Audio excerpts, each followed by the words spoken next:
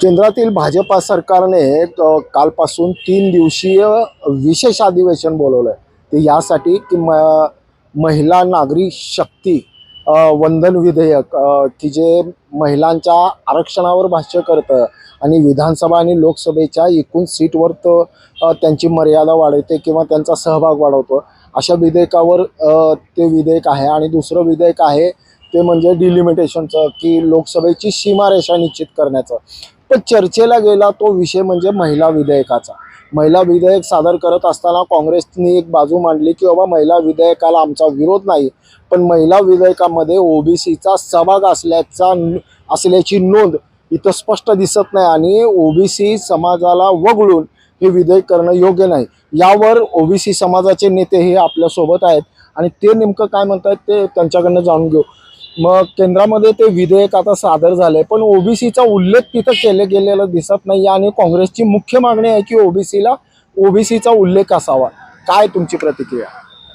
नमस्कार, मी शंकरराव लिंगे, राष्ट्रीय सत्यशोधक ओबीसी फेडरेशन राष्ट्रीय अध्यक्ष. जी केंद्राची भूमिका आहे ती भूमिका दुटप्पी आहे. पहिल्यांदा तर महिला नारी शक्ती हा शब्द ते वापरत आहेत, वंदन हा शब्द वापरत आहेत, परंतु नारीला त्यांनी कधीही वंदन केलेलं आहे नाही. नारीला त्यांनी सगळे आत्तापर्यंत जे सत्तेमध्ये जो पक्ष आहे त्या पक्षाने तुच्छ लेखलेला आहे. नारीला कधीही संधी दिलेली नाही. एवढंच नाही तर जे सावित्रीबाई फुले आहेत, महात्मा फुले आहेत, यांनी जी शाळा काढली त्या शाळेला सुद्धा विरोध कुणी केला किंवा सावित्रीबाई फुले यांच्यावर दगड माती धोंडे चिखल ज्यांनी फेकला तेच आज सत्तेमध्ये आहेत आणि ते नारी शक्तीच्या पाठीमागून आमच्या ओबीसीचं आरक्षण हडपण्याचा काम ते करणार आहेत. हे निश्चितपणे ह्या विधेयकामध्ये दिसतंय. कारण ओबीसीचा उल्लेख हा एक 50% ओबीसी आहे. तर हा 50% ओबीसी हा 1931च्या जनगणनेनुसार आहे. तर आत्ताच्या जनगणनेनुसार तो 63% पर्यंत आलेला आहे. अनेक ठिकाणी जनगणना झालेल्या आहेत, बिहारमध्ये झालेल्या आहे किंवा आपल्या केंद्राकडूनच असं म्हटलं जातं की बाबा 2011ची जनगणना ग्राह्य धरून ही आकडेवारी सादर केली जाईल किंवा डिलिमिटेशन किंवा महिला विधेयक सादर केलं जाईल किंवा मान्यता घेतली जाईल. ह्याच्यावर तुम्ही सहमत आहात? आम्हाला महिला विधेयकाला अजिबात विरोध नाही. महिलांना आरक्षण देणे म्हणजे सावित्रीबाई फुले आणि महात्मा फुले यांचा सन्मान केल्यासारखा आहे. परंतु त्याचबरोबर जो पंतप्रधान हा मी स्वतः ओबीसी आहे म्हणून सांगतो आणि ओबीसीवर अन्याय करतो, हा सगळा दिखावा आहे आणि चालढकल आहे.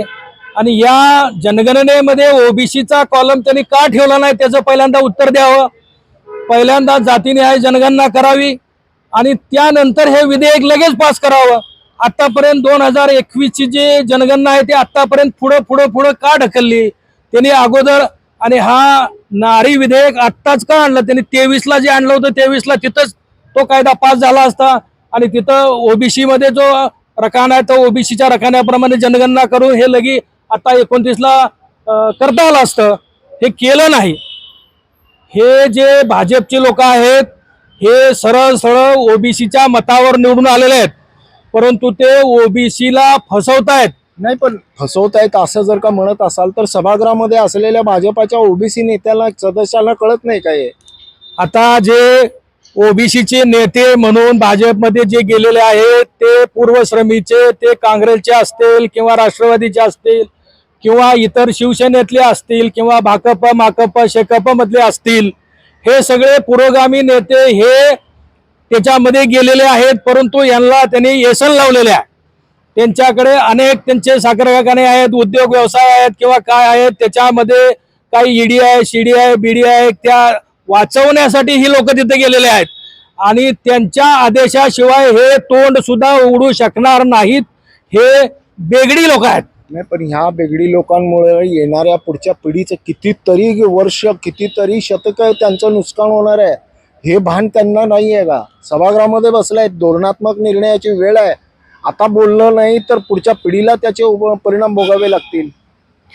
तर हे आताच्या पिढीनं विचार केला पाहिजे की कुणाला निवडून दिलं पाहिजे हे विचार केला पाहिजे. तर त्यासाठी ही जे निवडून गेलेले आहेत ते कोणाच्या तर दावणीला बांधलेले आहेत आणि हे कधीही ओबीसीचं काम करणार नाहीत, समाजाचं काम करणार नाहीत, समाजाच्या हिताचं काम करणार नाहीत. या स्वतःच्या हितासाठी काम करण्यासाठी ही निवडून गेलेले लोक आहेत. यांना पहिल्यांदा नेस्तानाबूत केलं पाहिजे आणि बीजेपीलाही नेस्तानाबूत केलं पाहिजे. नक्कीच. शेवटी ओबीसी नेत्यांना काय सांगाल, काय आव्हान कराल? ओबीसी नेत्याला एवढंच आम्ही सांगतो, तुम्ही ओबीसी असताल, खरे ओबीसी असताल, खरे महात्मा फुलेंचे, सावित्रीबाई फुलेंचे, डॉक्टर बाबासाहेब आंबेडकरांच्या विचारधारेवर चालणारे तुम्ही असाल, संविधान मानत असाल, तर तुम्ही खऱ्या अर्थानं या विधेयकाला पास करण्यासाठी ओबीसीचा कॉलम किंवा ओबीसीला 50% किमान आरक्षण दिल्याशिवाय, जातीनिहाय जनगणना केल्याशिवाय हे विधेयक पास करू नये. तोडदारपणे विरोध करावा आणि हे विधेयक पाडून टाकावं. नक्कीच अशाच मागण्या ह्या विरोधकाकडून केल्या जात आहेत. पण एक वैशिष्ट्य असं आहे की जातीय जनगणना झाली तर त्यामध्ये एक गोष्ट स्पष्ट होणार आहे, जिसकी संख्या भारी उसकी होगी उतनी साझेदारी. साझेदारी द्यायची मानसिकता सत्ताधाऱ्याची नाही. आणि दुसरा एक विशेष आहे की लिंगे साहेब म्हणाले की बाबा ही मानसिकताच नाही स्त्रियांना सन्मान दिल्याचा आणि द्यायचा, हे आविर्भावांत आहेत की आम्ही सन्मान करतोय.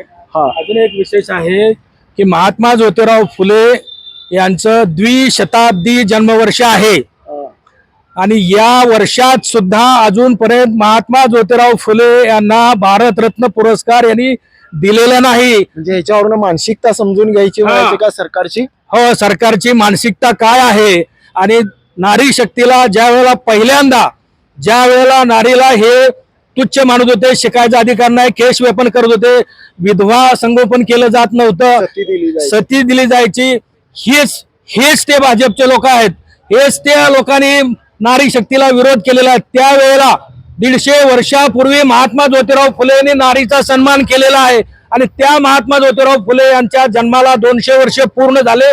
देशभर अशी ही जयंती साजरी करू म्हणतात एकीकडे, आणि एकीकडे भारतरत्न पुरस्कार सुद्धा आजपर्यंत देऊ शकले नाहीत. याला कोणची नीती समजायची? क्या बात आहे. काय जबरदस्त मुद्दा आहे की नीती करणी आणि कथनीमध्ये फरक आहे. 200 वर्ष पूर्ण होत आहेत आणि पहिला महिलांचा सन्मान करणाऱ्या महात्मा फुलेंचा सन्मान भारतरत्न देण्यासाठीचा केला जात नाही.